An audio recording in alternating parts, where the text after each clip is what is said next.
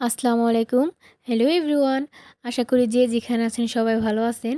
আপনাদের দোয়া এবং ভালোবাসায় আমিও খুব ভালো আছি। তো চলে আসলাম নিত্যদিনের মতো আরেকটি নতুন ব্লগ ভিডিও নিয়ে। তো আজকের ভিডিওটা আমি রান্না থেকেই শুরু করলাম। তো আমি সকালের জন্য রান্না বসাই দিয়েছি। এখানে আজকে রান্না করব রুই মাছ সবজি দিয়ে।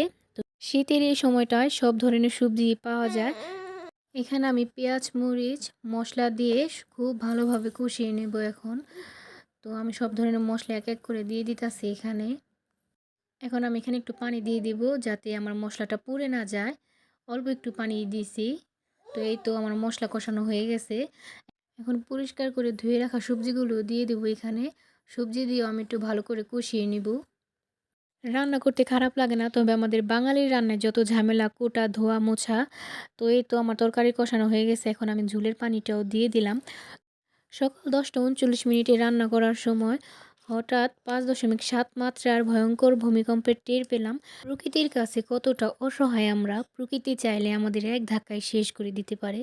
তবুও এই অনিশ্চিত জীবন নিয়ে আমাদের কত শত পরিকল্পনা। তো আল্লাহ আমাদের সবাইকে হেফাজত করুক। এখানে আমার সবজি দিয়ে রুই মাছ রান্না করাটা হয়ে গেছে। এই জ্যাকেটটা গত বছর শীতে আমার হাসব্যান্ড আমাকে কিনে দিয়েছিল। কিন্তু এটার হাতার লং ছিল অনেক বেশি, তাই এটা পরা হয় নাই। তো এখন এটাকে আমি নিয়ে যাব দর্জির দোকানে, দেখি তারা কি বলে এটা দেখে। এটা আমার হাতের থেকে ৬ ইঞ্চি বেশি লং ছিল। এখন দেখি দর্জি মামারা কেটে দেয় নাকি। অনেকেই হয়তো কাটতে চাইবে না, এটা কাটলে একটু ভেজালও হইব। তো এই তো মেয়েকে নিয়ে বের হয়ে পড়লাম বাজারে যাওয়ার জন্য। সাথে আমার একটা ননদ ছিল।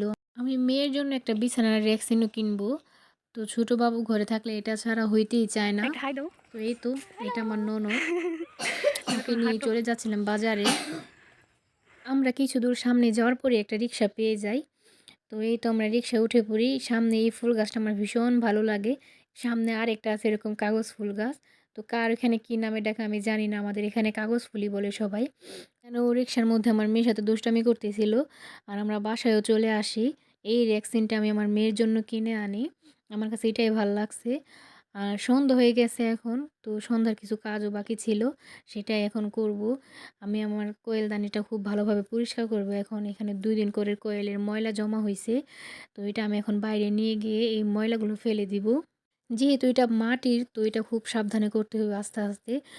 তো আমি এখন এটা কয়েল জ্বালিয়ে জায়গা মতো রেখে দিব। এখানে আমার হাসব্যান্ডের কিছু কাপড়ও ছিল, সেগুলো আমার ইস্ত্রি করতে হবে।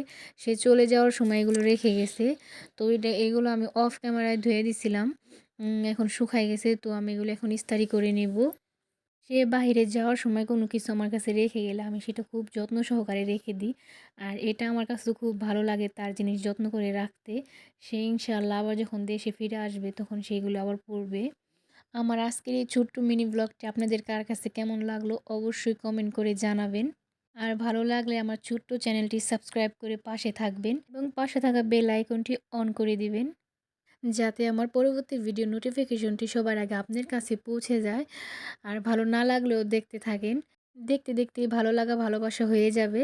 তো কথা বলতে বলতে এই তো আমার কাপড় আয়রন করা হয়ে গেছে। এগুলো আমি সুন্দর করে ভাঁজ করে রেখে দিব এখন। তো আজকের ভিডিওটি এই পর্যন্তই। ভালো থাকবেন সবাই। আল্লাহ হাফেজ।